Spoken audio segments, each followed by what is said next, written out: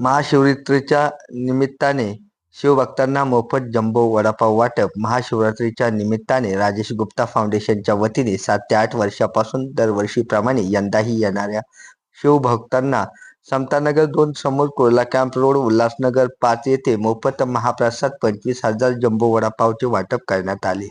यावेळी राजेश गुप्ता यांनी शिवभक्तांचे स्वागत करून आभार मानले. यावेळी जम्बो वडापाव ग्रुप व केतन गरुड, राजू शेळके, धम्मा कटके, गौतम बोरकर यांनी अथक परिश्रम घेतले होते. CNN महाराष्ट्र न्यूजसाठी प्रतिनिधी सलीम मंसूरी, ठाणे, उल्हासनगर. सर्वांना महाशिवरात्रीच्या हार्दिक शुभेच्छा.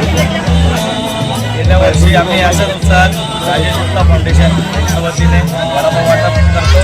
याही वर्षी तसंच त्याच्या डबल उत्साहाने वडापावचा वाटप आहे. 25,000 ते 30,000 वडापावचा आम्ही ते वाटप करत असतो.